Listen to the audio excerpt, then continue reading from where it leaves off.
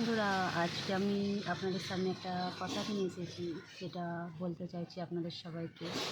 আপনারা দেখতেই পাচ্ছেন মা মনসা আজকে নাগপঞ্চমী, বড় নাগপঞ্চমী আজকে। এটা সাউথেরও, মানে সাউথের লোকরাও খুব মানে আজকে পঞ্চমীটা। তো এই গাছটির জন্য আজকে আমি কিছু বলতে এসেছি। গাছটি ভালো করে জানেন সবাই, মনসা গাছ।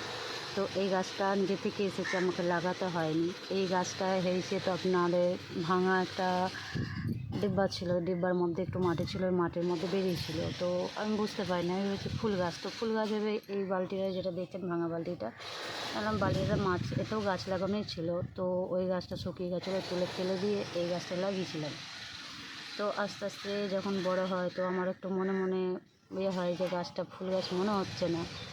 তো আমি সবাইকে দেখালাম যে একবার দেখো তো আমাদের ঘরে এই গাছটা হয়েছে। তো এটা আমার মনে হচ্ছে যে মা মনসা গাছ, ঠিক আছে। তো সবাই এলো, দেখলো, অনেকজনকেই দেখিয়েছে, অনেকজনে এসে দেখে গেছে, যারা যারা শুনেছে তারা তারা ঘরে এসে দেখে গেছে। সবাই বলেছে মনসা গাছে এটা, তো নিজে থেকে এসেছে, লাগাতে হয়নি। তো আমাদের ঘরে ভাদ্র মাসে মনসা পুজো হয়, মায়ের পূজা।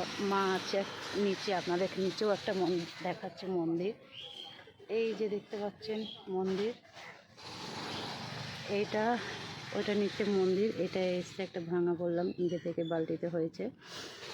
তো আজকে পঞ্চমী ছিল, দুধ চা পেতে খুব সুন্দর চা সাজিয়েছিলাম ফুল দিয়ে, কিন্তু আজকে বৃষ্টি হয়েছে, পুরো ধুয়ে গেছে সব।